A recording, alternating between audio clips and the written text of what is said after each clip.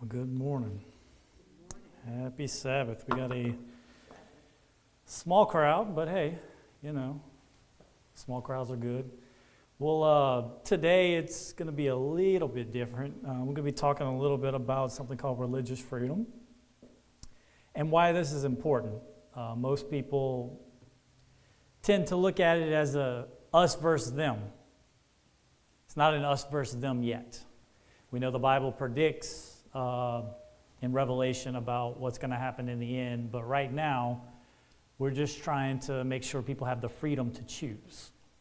And so this is important because sometimes you may see that these lawyers get involved in cases that you may not agree with. And by these lawyers, we're talking about Adventist lawyers, people who are in the General Conference.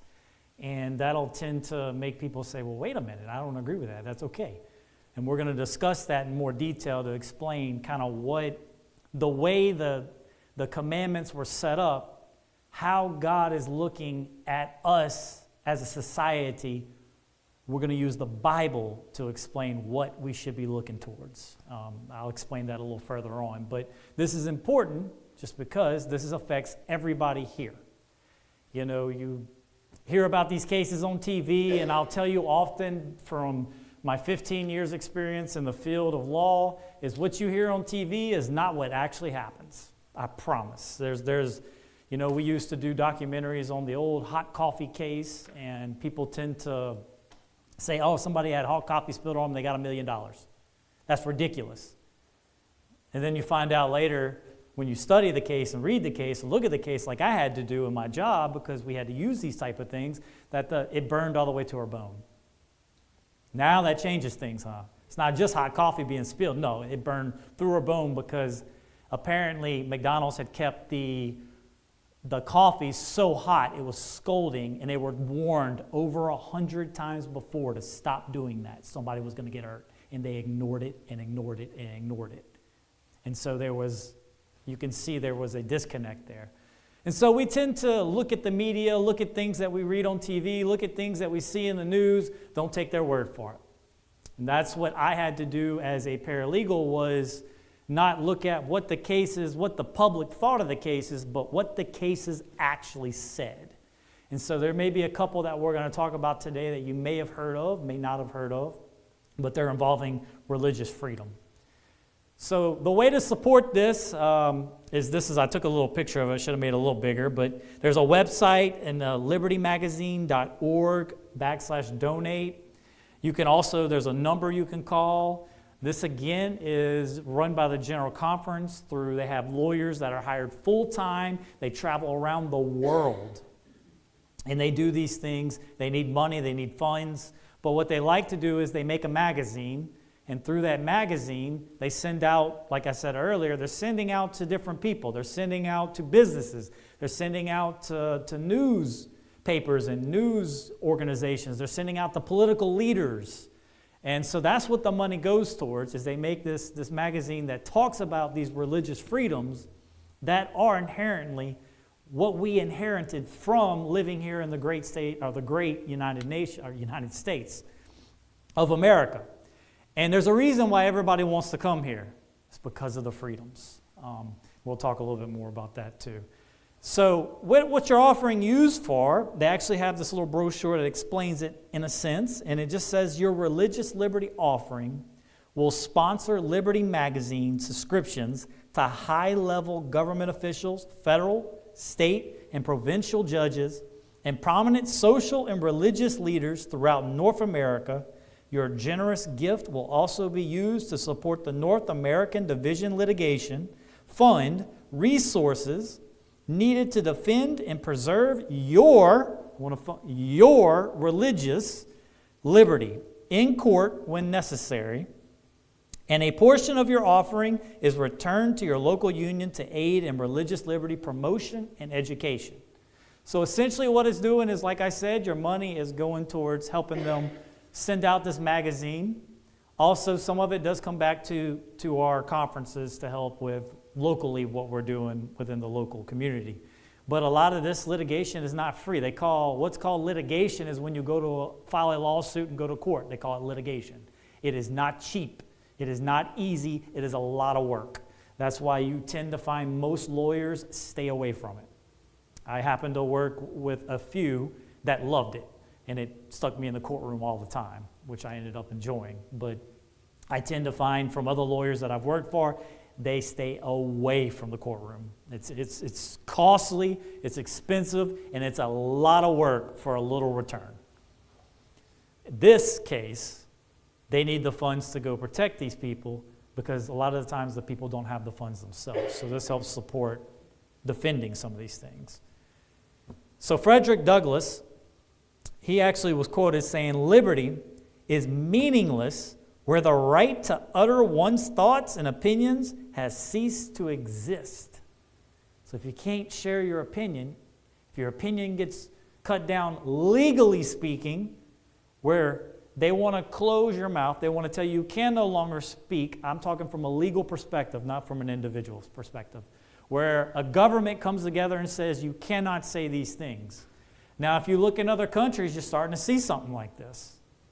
You see it in Canada. They're actually not letting people, in kind of in a transgender issue, they're not letting people say anything about that. You'll actually go to jail.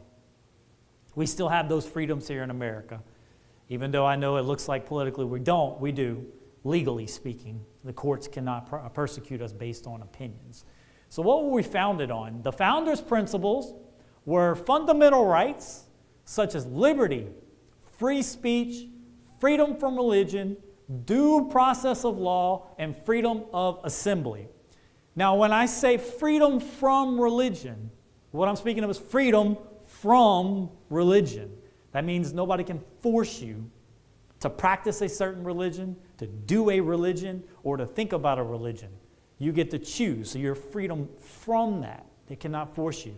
You got to understand what the founding fathers came into. The founding fathers were coming from Europe, fleeing from persecution from, at the time, the Catholic Church. And they were fleeing that persecution, coming to America to escape being killed, essentially. And so when they founded this country, they said, we want to have freedom from that. We don't want that to happen again. And look, for all the faults that you see in the media and the news of the United States, it does not compare to any country if you're talking about freedoms. If you don't believe me, go travel to other countries. I can tell you by the blessing of meeting my wonderful wife, I have traveled to about 4 or 5 different countries, something like that. We've been to about 4 or 5 different countries, and they're not the same as here. They don't have the same freedoms. They don't have the same things that we have here. This country is still by far the most free. So even with all the faults, it still gives you those freedoms, and we still have that today. So in Louisiana, and I'm going to explain the court system a little bit so you'll understand before we start jumping into some of these cases. In Louisiana, they call them districts. And so you have what's called state court and federal court. They're different. They're not the same. Every state has their own state courts, and every state has what's called a federal court. But it means just that. The states can apply their laws to state court, but federal law applies to every state. But you still have courts in different states. So in the state of Louisiana, in our state court, this is not federal, we have what's called judicial district courts. And you can see the breakdown on this map. There's 42 of them, I believe. It's about 42 judicial district courts. And they're broken down by parishes. So believe it or not, Louisiana is the only state that calls it parishes. Because we got the old Napoleonic law that we still stick to, and every other state says, nah, we're going to do case law. We're going to do it a little different.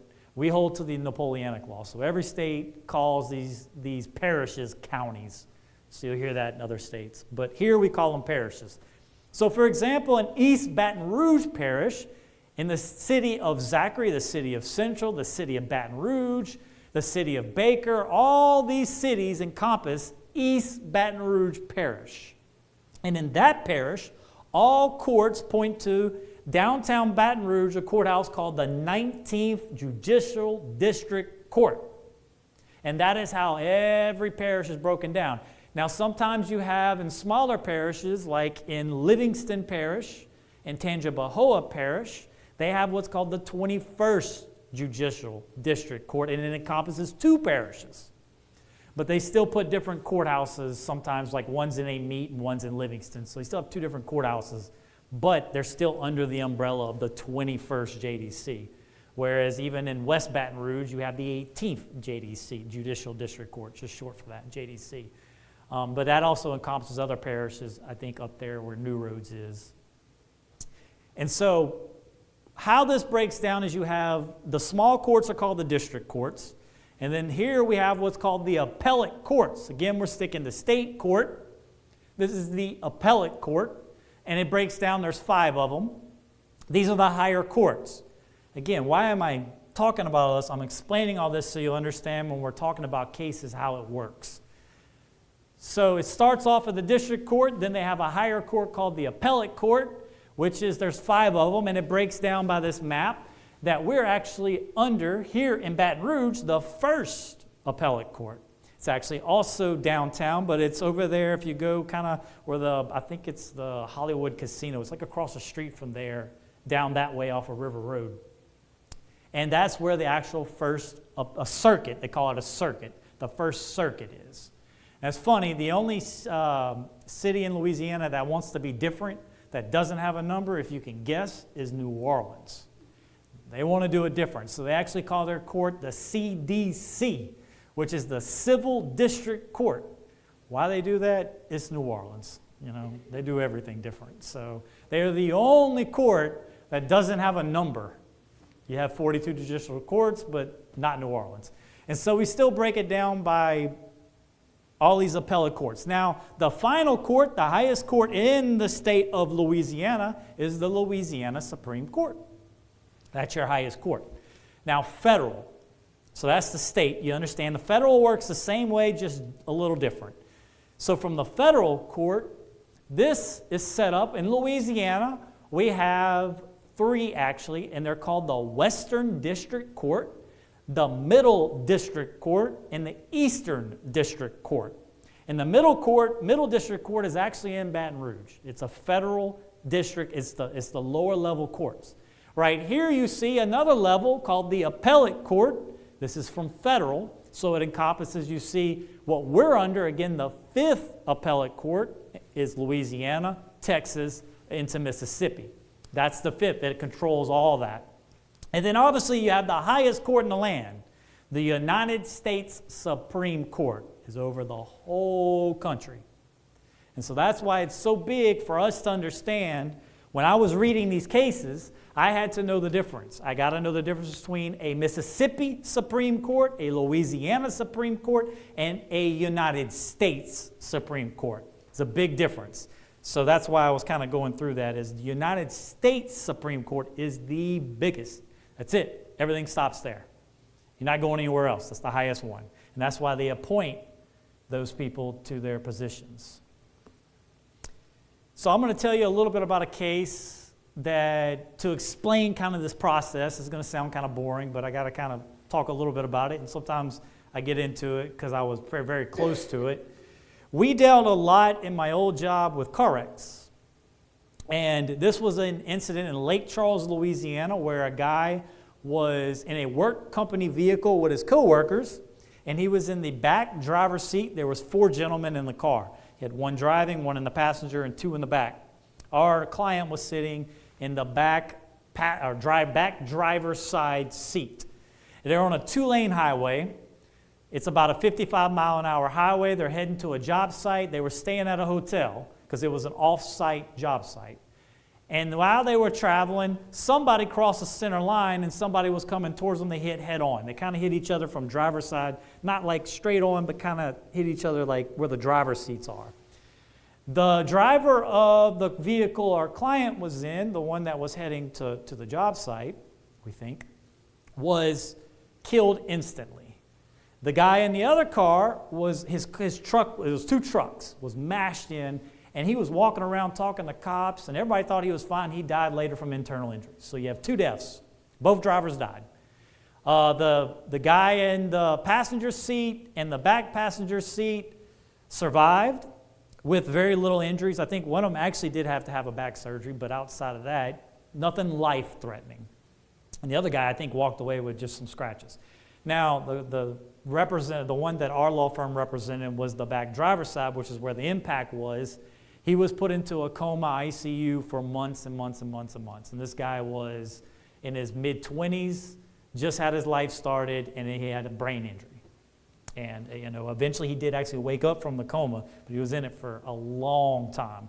He came out of it with a lot of severe injuries. So, of course, it landed on our lap. So, what courts do, most people think when they see a court go to case that's frivolous, we hear this word a lot. I can tell you from my experience, courts do not go to a jury if it's a frivolous case. Let me tell you why. Because in this case, there's a thing called a motion for summary judgment. It's just a fancy word to say we're trying to throw your case out. Sometimes you can file it for issues, like if it's just one particular issue in your case, I just want to say that it wasn't my fault in the wreck, so we're going to file a motion for summary judgment on fault. Now, you can get rid of that issue through that, and it still goes to the jury on how much will they hurt, how much money you owe, different issues. But here in this case, the issue was what's called course and scope. And this is a big issue. It's the whole case. And that's what they filed it on. Course and scope just means, was the person involved in their employment? Were they going to their job? Because here's the deal. If you're in course and scope, if this guy was working and under the work, then it's called workers' compensation. And then you can't have what's called a tort claim or a lawsuit for the insurance companies that were on the vehicle. So the insurance company on the company truck, who a guy was a passenger in, hired these lawyers to file this. They filed this, and they wanted to say that basically the guy who was driving the truck was working, and so was our guy. Therefore, it can only be workers' comp. They can't sue the insurance company. So they filed that, and when we went to the hearing, there was a hearing with the judge. The judge's job is to basically say, there is no way 12 people with the facts I have could decipher that this is going to be one way or the other. For him to grant this, he's got to say, basically, I can't, if there's one fact that says somebody, the guy who's driving says, oh, I crossed the center line, but then the other driver says, oh, but I crossed the center line, or vice versa. Let's say one driver says, I didn't cross the center line. The other guy says, I didn't cross the center line. It's not the judge's job to determine who's correct. He has to say, that's for the jury to determine, and let it go. That's what happened here. They had one guy saying, maybe we could have been working, we weren't sure. We think that we were heading to Walmart some days to go buy fishing poles. So basically, we could have been doing personal stuff on the way to the job site. We did it all the time. But man, that was such a traumatic time. We saw a guy dead. We saw, right there was another guy who died later. We can't remember if that's what we were doing on that day. And so there's enough to say, okay, well, yeah, we don't know. Let a jury determine that. The judge disagreed, and he actually granted their motion for summary judgment and threw the case out. So then what happened is it went to the appellate court, that upper court. The appellate court looked at it. They were like, are you kidding me? Like, it's fairly obvious there's an issue here. You can't determine who's correct. We don't know what happened. So they threw it back to the judge. Again, I'm just going through this to explain how these processes work. When they threw it back to the judge was to take it to a trial. Guess what the defense lawyers did again was file another motion for summary judgment on the same issue, and the judge granted it again with the same information. I just remember our lawyers are like, did you not learn your lesson last time, Judge? Like, they're going to do the same thing. So the judge, again, grants it, and they throw the case out. It goes back to the appellate court, and the appellate court is like, are you serious? Like, what are you doing in Lake Charles, Louisiana? Like, what's going on? We've already told you. No, this goes to a jury. Why are you doing this? So they overturned the judge, gave it back to the judge. Now, from a practical standpoint, at this point, if the judge is this against your case, how fair you think that trial is going to be? Not very. So really the idea here is you have these upper courts to keep in balance these biased judges. Because what we ended up finding out later, we didn't know at the time, was this judge is actually the keynote speaker for like the last 3 years of this insurance company and knew these lawyers. We didn't know that at the time, but then it was like, it just didn't make sense. Is it personal? Like, why is this judge so against it? I can tell you, I hardly see a judge, unless he's just, look, we've run into some very incompetent judges, and they just do things out of ignorance, and that's a reality. But this judge was fairly competent, just wouldn't have nothing to do with it. So when we found that out, it all made sense. And just quickly, we had another case that went to a jury trial, had a jury award money. The money came in very low according to what the case law says, and that's what we follow. And basically, the jury had awarded, I don't know, a bunch of like $30,000 in past medicals and said, well, we only think he only gets $1,000 for pain and suffering. And the normal people I'd say, well, that's a lot. But the law actually says, no, it's got to be equivalent to a certain amount of balance. So we were like, hey, this is wrong. They need to raise it a little bit just to make it balanced. And so it went to the appellate court, and actually it was in the First Circuit. I actually went and heard the arguments and heard their ruling. It was pretty neat to be there and hear it. And they basically said, look, we know it was a compromise. We know the jury did what they weren't supposed to do. The jury was not supposed to come to this number. We agree with that. But with all that said, we don't want to touch it. And so they left it alone. And then when we appealed it to the Supreme Court said, we don't even want to look at that. Don't waste our time. So the Supreme Court in the United States and Louisiana, they can actually say, don't waste our time. We're not even going to open it up and read it. We don't need to see it. The only time they really can't do that is like a death penalty case. They have to open that up and look at it. But civil cases, they don't have to. It's kind of their choice. So it's a discretionary thing. And the funny thing is, we actually had another case that had awarded a lot of money, and the judge was like, nah, it's too much, and he lowered it. And then it went to the court. She's like, yeah, you should have. We're going to lower it a little bit more. It's like, sometimes it just doesn't go in your favor. So knowing that and how these courts work, let's get into some of these religious liberty cases that we'll discuss a little bit. But I want to kind of explain some things with the Ten Commandments. I'm going to dial it back a little bit when we go through that. Look, we'll get past the boring stuff now. Look, less than half of America, we're talking about Americans today, talking about 47% now describe themselves as religious, compared to, 50, 60 years ago when it was probably 75, 80% said they were religious. Now today, the biggest thing is about 33% of Americans are saying they're spiritual. I'm spiritual. But they won't claim religious, but I'm spiritual. It's kind of a different dynamic nowadays. We have a lot of new age and a lot of things that have kind of come into, and this was from a Gallup poll. The Ten Commandments. So let's break down how do we apply that to us? How do we apply that today? How do we apply that to religious freedom? Let's talk about that. So if we look at the Ten Commandments, when we read them, I want you to ask yourself this question. Ask yourself, could this harm your neighbor if you break this? So when we go through this, can that harm your neighbor if you break this commandment? And then we'll explain. So our first one we got, you shall have no other gods before me. If you worship a different God, does that harm your neighbor? No. It doesn't harm your neighbor. It's freedom of religion. It's what we're founded on, freedom from religion. Second commandment, you shall not make for yourself a carved image. You shall not bow down to them nor serve them.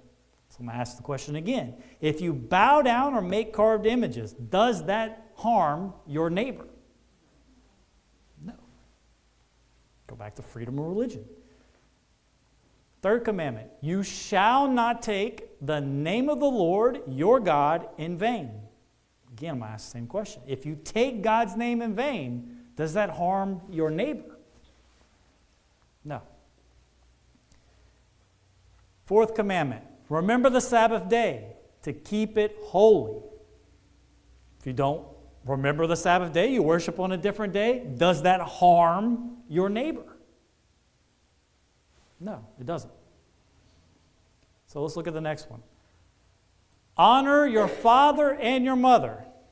Now follow me on this. If you don't honor your father and mother, does that harm your neighbor? Yes. Let me explain. If your father or mother says, I don't want you to be out at 2 a.m. with those friends who are causing all that ruckus, and you say, no, I'm not going to listen to my mother and father, and I go out with those friends and I start stealing from people and taking from their property, are you harming your neighbor now? Because you're not honoring your father and your mother. So from a respect point of view, this commandment is, in effect, if you don't follow it, can actually harm another, your neighbor. This is fairly obvious. You shall not murder. If you murder somebody, does that harm your neighbor? I don't think they'd appreciate it too much. Another one, you shall not commit adultery. Now you got to think of your neighbor encompasses everybody. So if you commit adultery, does that harm your spouse? Yes, harm your family even. So it does. This harms your neighbor. You shall not steal. Again, if you steal from somebody, does that harm them? Yes, it harms them. You shall not bear false witness against your neighbor. If you bear false witness against them, if you lie on them, can they go to jail? Can it harm your neighbor? It can harm your neighbor. And the last one, the 10th one. You shall not covet your neighbor's house, nor anything that is your neighbor's. If you covet, it tends to lead to other things like stealing, adultery, murder. And then it gets to that question, does that harm your neighbor? Yes. I like this quote I want to use. The 10th commandment strikes at the very root of all sins. This is the root. This one is the root of everything. When Eve looked at that fruit and she saw it, what was she doing? She was coveting something she couldn't have. So people often say, why are you so worried about food? I said, because sin's in this world because somebody ate something they weren't supposed to. That's how serious God is. Like on the first, if the person decides that they want the husband of the person in the other house to be their God, then that's still going to harm their neighbor, even with one. How? Because that other person in the other house is going to be their God, and that's going to interfere with that whole household. That's different. That's not worshiping another God. Now it's committing adultery. You see, it goes to another one.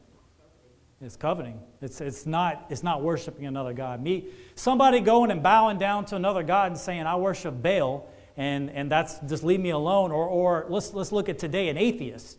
An atheist worships themselves. They won't admit it, but they do. They worship themselves. Now, does that in itself harm us? No. Them worshiping themselves doesn't harm us as long as they just keep to themselves.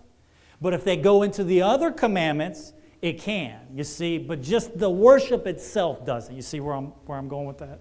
The worship itself doesn't. So the root of all sins, prohibiting the selfish desire from which springs the sinful act. We're talking about the 10th commandment. He who is obedient to God's law refrains from indulging even a sinful desire for that which belongs to another, will not be guilty of an act of wrong towards his fellow creatures. If you're not coveting another person, you're not stealing from them. You're not murdering them. You're not trying to steal their spouse. You're not trying to steal their house. You're not harming them. The idea of this covetousness, that's why in the beginning it started with covetousness. Eve coveted something she couldn't have. Satan, yes. Lucifer, we'll say before we became our adversary, Satan. Lucifer coveted God's position. That's what he wanted. And his pride rose up and he couldn't let it go. It's the root of all of them. So what we read today this is Jesus explaining all this. And we see in Matthew 22, Jesus said to him, you shall love the Lord your God with all your heart, with all your soul, and with all your mind. This is the first and great commandment. And the second is like this, you shall love your neighbor as yourself. On these two commandments hang all the law and the prophets. I hear a lot today people saying that means Jesus got rid of the 10 commandments. Look at what he said. You shall love the Lord your God with all your heart. I want you to think of this like a cross, okay? The first 4 commandments are about God. We're vertical. We're looking up. And those last 6 commandments were about our neighbor, our people who are next to us. It's almost making a cross. Here you go. Your first 4 and then your 6. And what God's doing is summing up all the 10 commandments. First 4 is how you love God. The last 6 is how you love your fellow man. what we just went through. And so in Romans, this is talking about how to deal with civil. Romans 13, verses 1 and 2. Let every soul be subject to the governing authorities, for there is no authority except from God, and the authorities that exist are appointed by God. Therefore, whoever resists the authority resists the ordinance of God, and those who resist will bring judgment on themselves. Now, this one can be used a couple ways, but just to tell you what God is saying, what Paul is saying through the Holy Spirit, he is explaining that if you disobey a civil law, if you run a red light, if you run a stop sign, if you steal from somebody, if you do this, you will bring judgment on yourself. You say, you know what, I'm not going to follow them. They're ungodly, I'm not going to listen to them. It's a bunch of atheists in the government. Okay, you do that, you're going to bring judgment on yourself. And that judgment is going to be fines, jail time. You're going to reap what you sow. Now, there comes a time where the 10 Commandments are there, and if they're broken, that's where God says, whoop, 10 Commandments come first, then the civil. So understand what's being said is we have the greatest commandments of loving your God and loving your fellow neighbor, which are our 10 Commandments. Your civil ones are going to be led by the people who are in your governing bodies, and they're saying they were appointed by God. But we have examples of the Bible, which we're going to talk about here in a minute, about that. Let's keep in Romans 9. It says, for the commandments, you shall not commit adultery, you shall not murder, you shall not steal, you shall not bear false witness, you shall not covet, and if there is any other commandment, are all summed up in saying, namely, you shall love your neighbor as yourself. You notice he just listed out the last 6 commandments. Again, he's going through how to love your neighbor, is those last 6 commandments. So I want you to take this idea of what we just did with the 10 Commandments, and we're going to go through some actual real-life cases and see how they apply. Again, we want freedom from how to worship God, but we believe that the civil authorities should stop us from harming each other. I mean, we shouldn't harm each other. So they do have the right of those last 6. In Christianity today, I hear people, church and state, separate, even within the Adventist church. They don't have a true understanding of this, is that we're not saying that the 10 Commandments shouldn't be in the government at all. What we're saying is those first 4. Those first 4, how you worship God doesn't harm somebody else. That's up to the individual. Nobody should force somebody to do that. Those last 6, yeah, we shouldn't be allowed to go kill each other. We shouldn't be allowed to steal from each other. I mean, what would society be like? So, yeah, the governments, the civil authorities can govern that. So during COVID, this was a big one. All non-essential businesses were closed. And they were imposing this on social gatherings. They had this in shops, the clubs, the theaters, and the churches. So that brought up an interesting topic. So the U.S. Supreme Court took this up recently, about, I think, the beginning of this year maybe. But the U.S. Supreme Court took this up. It was divided. But then one of the justices, Ruth Bader Ginsburg, died. And she was replaced by Amy Coney Barrett. And when she came in, finally the justices sided with the churches and basically said the states cannot force these churches to close. Basically, well, the federal government can't force the states to close the churches. Essentially, that's what they said. So we can't force it. The churches are exempt from this group, meaning you can still close clubs, theaters, shops, but you can't close churches. You can't force it. And so in Louisiana, this is a passing of a bill, and this is in Louisiana. It was effective on June 2nd, 2023, just this year. The Religious Freedoms Liberty states constitutional amendment to provide that the right of freedom of worship in churches or other places of worship is a fundamental right that is worthy of the highest order of protection. Basically what this did was says if another pandemic or another COVID happens, you can't close churches. You can't force it. It's their decision. And so this got passed on June 2nd of 2023. Let's go to our first case that we're going to talk about. This is a case that went to the Supreme Court. So this happened, years ago, but the Supreme Court made a decision on it on June 27, 2022. Now, this is kind of a famous case you may have heard of. It happened in Washington, Bremerton, Washington, and it was a football coach. They actually made a movie called Facing the Giants about this. What the football coach was doing is at the end of every game, he would walk to the 50-yard line, get on his knees, and pray. He did this for like 7 years, and there was never a problem. But times change. What started to happen was people started to join him at the end of the game at the 50-yard line for the prayer. And again, this has been going on for 7 years. So the school board of his district becomes aware of this because now it's not just him, it's a group of people. So it becomes a little bit, okay, now they're starting to see this. So the thought was from the school board, we want to separate church and state.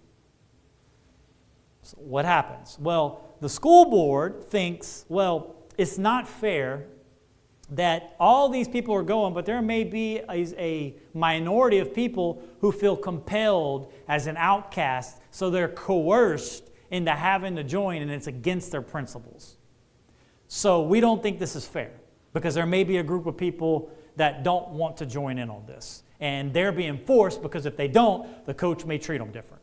It's all speculative, but this is what the school board was saying. So the school board said they went to the coach. Again, he's been doing this for 7 years. They went to the coach and said, look, when you do this, you need to go to a private location. When the game ends, wait till everybody leaves. Or leave the field. Go do it in a field house over there, not in front of people. Go do it over there. And he's like, no, I'm not doing that. So what did he do, as most people today does? He went to Facebook. You won't believe what these people are doing to me. You won't believe what they're telling me. They're telling me I can't pray. They're telling me this. He went to Facebook. Oh, and the support starts pouring in all over the country. This goes viral. And today's kids, they say it went viral. Had 1 million views, just went and hit off. And so he got a lot of support from this. You get the religious community together. They feeling like they're being scorned. And then, of course, you get bad apples. And so what ended up happening is all this support comes in, it gets media attention, it has TVs, now it's become a circus, it's become a show, and they're filming this, and all the people in the stadium after a game, when he goes to the 50-yard line, start storming the field to join him in protest against the school board, and they're saying, hey, we're supporting you, but in doing that, they ran over some people that were in the band, and they may have injured some people. There's speculation of that. But more importantly, that some of them were actually caught going in front of the school board members, the people who were against this, and calling them names and putting the middle finger in their face and saying all that. And we know that's not Christian. But you're going to see this. The devil's in the church too. So, or the devil's in people who think that they're religious. It sounds great, but then these things happen. So the school board now says, look, you got to stop because you've now created violence. Now we got something to stand on. So you've created a unsafe place. So what did he do? He continued to go to the 50-yard line. He continued to pray, and later he was put on paid leave. And so eventually it goes through the court systems. They go back and forth, back and forth. It gets to the highest court, the U.S. Supreme Court, and this is what happened. They had a 6-3 ruling, and they said the court held that the school district had violated the coach's free speech and free exercise rights. So in 2022, this ruling was made. 6 were for this ruling, and 3 were against it. 3 had decided they didn't want to go for it. Essentially what just happened by law was a public school district cannot prohibit a high school football coach from praying on the field despite being joined by others. So they're saying you can't stop him from going to the 50-yard line, and he can't control if other people join him. That's it. So let's look to the Bible. We'll go through the actual Bible now to a Bible story where we see this. In Daniel, we see this same thing happening. In Daniel 6, it says, "Then this Daniel distinguished himself above the governors and satraps, because an excellent spirit was in him, and the king gave thought to setting him over the whole realm. So the governors and satraps sought to find some charge against Daniel concerning the kingdom, but they could not find no charge or fault." And so what we're seeing is Daniel distinguished himself. Now, look at the times. Babylon at this time had taken all the captives from Jerusalem and brought them to Babylon. Daniel was a captive, even a eunuch. But Daniel was a captive of Babylon, and he rose up to the level of a top advisor, right there next to the king, because he had such a good spirit. And it says an excellent spirit here. Now imagine the new kingdom, the Medes and Persians, come in and take out the Babylonians, and now they're in charge, and they're like, well, wait a minute, you're a Hebrew boy, so you have nothing to do with us, and you were the leader of the people we just defeated, so why are we listening to you? Who are you? He's an enemy. But he had such an excellent spirit that the kings, this is Darius, King Darius' time, the kings at this time noticed him because of his spirit, because he was faultless, because of who he was. So what happens when people see people rise to positions? They're like, well, wait a minute, that guy's from somewhere else. Who is that? They get jealous. When they get jealous, we'll see what happens in the story. In verse 5, they say to themselves, amongst themselves, these are the higher officials from the Medes and the Persians, "We shall not find any charge against this Daniel unless we find it against him concerning the law of his God." So they know this Daniel's so righteous that there's nothing they can find on him but if it goes against God. So in verse 6, they did a petition to the king. "Whoever petitions any god or man for 30 days, except you, O king," look how they're doing this. They're going to the king saying, "You," it sounds all sweet right to the king, "shall be cast into the den of lions." The king had no idea what's going on at this time. These people are coming to him in a deceitful, in a veil, saying, "Look, Lord, we want them to worship you. You're the king. Nobody should be worshiping anything else." And he's not thinking in these terms it's going to harm somebody. He says, "Yeah, you're right." And so he signs it into law. Now, the thing about the kingdom of the Medes and the Persians, you even see it in the story of Esther, is that once the law goes into effect in this kingdom, you can't change it. I don't care if you're a king, an emperor, a ruler, they even claim to be God themselves. They cannot change the law. Once it's written, there's no changing it for them. So it's passed. Once he realized the deceitfulness, So the question becomes, in this scenario, what would you do? They say they're going to put you in a lion's den and kill you. You can't pray to your God. You can only pray to the king. What do you do? The question is, what did Daniel do? This man was so righteous and faithful. This is what he did. Now when Daniel knew that the writing was signed, that means he understands, it's written, he understands he's going to die if he does this. He went home, and in his upper room, not in a small balcony, no, on the top where everybody can see, with his windows open, he opened the windows up towards Jerusalem. He knelt down on his knees, not once, not twice, 3 times that day, the day it was passed, and he prayed knowing it went against the decree that was just passed, and he gave thanks before his God as his custom since early days. You know, who among us would be giving thanks to God? Thank you for putting this death decree, so when I pray to you, you're going to kill me. Thank you, God. He's giving thanks. He's on his knees. He's in front of everybody. He's not hiding it. He's not hiding it. But they knew, they were jealous that they were after him, these higher government officials. But it's the fact that he's given thanks. I mean, Daniel's got so much faith, he's thanking God. I can't fathom this, that he's thanking God amidst all that's going on. And a death decree. I mean, how many of us, let's just take us, maybe it's just me, but let's just take us. We may be in a social setting with coworkers and people we don't know very well, and we'll be sitting at a dinner meal, and we'll sit there, and maybe we're in a restaurant, and there's all these people looking and talking to you. You get your food, and you sit there and you're like, think you got okay. You just, real quick. There's no death decree. And we're like, we'll do as fast as I can. I don't want people to really see this. We do that. But here's Daniel saying, you're not taking that away from me. And Daniel was faithful. And God spared him in the lion's den because he was faithful. So here's an example of the law we just talked about, where prayer, how you worship your God. You know, we don't want a government, and this is the example of where, you know, you see in Romans, where if a government comes in and tells you one of the first 4 commandments, you need to do it this way. Nope. That's God's law. Nope. First 4, government can't tell you what to do. And so that's what the Bible's trying to explain. This is another case.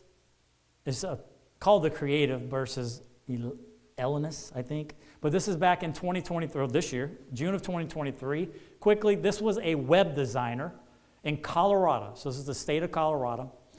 And they were selling website development for, they moved into wedding announcements. And I'm sure y'all have heard, I'm pretty sure this one was pretty national.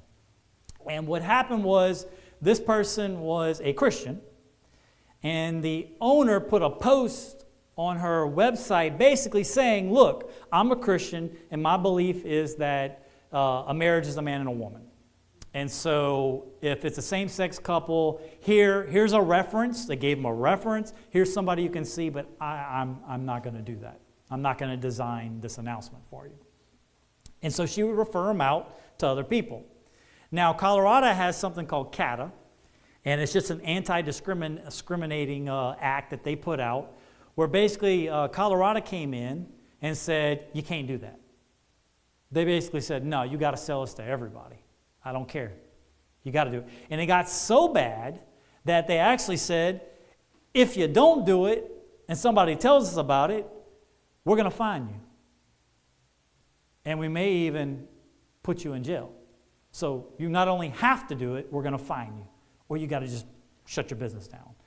And they actually said, this is the act, Colorado Anti-Discrimination Act. If the owner refused, the owner would be fined up to $500 for every violation. Meaning if just a group of people get together and they're like, we're going to send this person to jail. They just start sending a bunch of requests. You would have to follow everyone, or everyone's a $500 fine.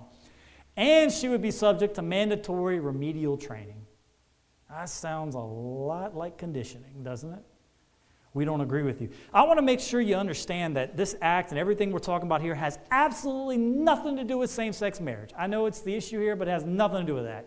What we're talking about is somebody doing something against their conscience of how to worship God, no matter what that is. It's not about that issue in itself. So the court actually took this up, and this is what they noted. They said religious beliefs need not be acceptable, logical, consistent, or comprehensible to others in order to merit First Amendment protection. And so the Supreme Court ruled in favor of the web designer 6-3. And they said a business person cannot be compelled to create a work of art which goes against their values and which they would not produce for any client. So essentially what they were trying to say was, look, she can't be forced to do this for same-sex couples, but she can't go in and say, well, I'm going to do this for, let's say, a woman and a woman couple. No, you can't do that. Now you got to do it for everybody. That's what's saying. Or I'm only going to do it because it's an Asian couple and I'm not going to do it for the Caucasian couples. Nope, can't do that. So that's what the Supreme Court was saying. You got to do it as a global thing of a value that is a religious value. So they ruled in her favor. This one, we'll end on these last 2 quick cases because this one hits home. Patterson versus Walgreens. And I'm telling you, everybody here should know these cases because these affect us. These are last day cases. Patterson versus Walgreens in 2020, the Supreme Court looked at this. Patterson was working at Walgreens. Patterson was a long-time Seventh-day Adventist, and he had an agreement with a supervisor at Walgreens that he would not work on Saturdays. Now, what would happen is there was an agreement, and others would cover the shifts where he maybe landed on those days. So it made it to where he could. Well, what happened was apparently some new management came in, and they called an emergency weekend training. And the employee, the supervisor is no longer there. Supervisor had made the agreement, left. That's why if you ever get an agreement like that, you get it in writing. Never trust the verbal, because this happens all the time. Verbal agreements do not hold up. You get a email, something with a confirmation from a supervisor or higher up, you get that in email or something. But what happens is this weekend training comes, and this guy's like, look, I go to church on Saturday. That's where I go. I can't be here at the training. And they said, no. You have to be here or something's going to happen to you. And so this man was actually forced to pick between his family or his faith. It's a tough situation. We look at it today. If you ever want to be like Daniel, if you go and just, I plead with you to read the book of Daniel. If you ever want to be like Daniel, you can see from Daniel 1 all the way to that lion's den in Daniel 6, Daniel is doing things all along the way that go against what everybody's doing, but follow God.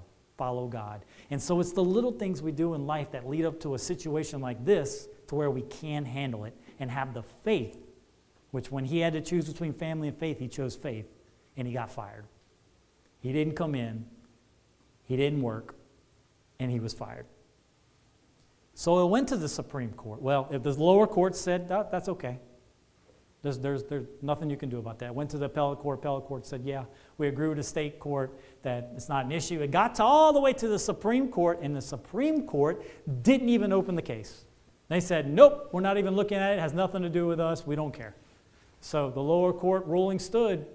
His firing was okay. No issue.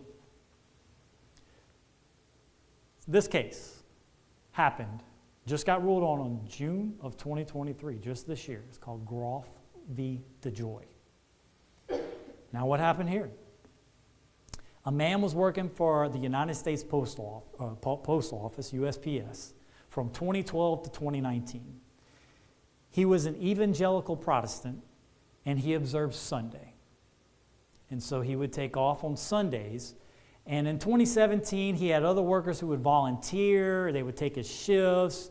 So it never really became an issue until one day, the volunteers or multitude of volunteers were sick, left the company, weren't there, and nobody could cover that Sunday shift.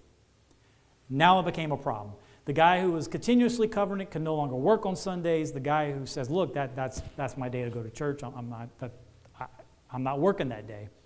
So he's starting to get punished because he was missing the days he was supposed to be there, and nobody was covering it. And so he filed a complaint with USPS, and he basically said, move me to a different position so that, I can still go be with church on Sunday, and then I can be here and work. And they basically were like, no, they denied the complaint. They said, we don't have a position. There's nowhere. You need to work on Sunday. So he resigned in 2019. He sued USPS for failure to accommodate his religious beliefs. I want you to see what happened. The Supreme Court opened the case up, and 9-0 ruled in his favor. You should think about that. Just 3 years prior, you had somebody who was talking about our worship on Saturday. They wouldn't even look at the case.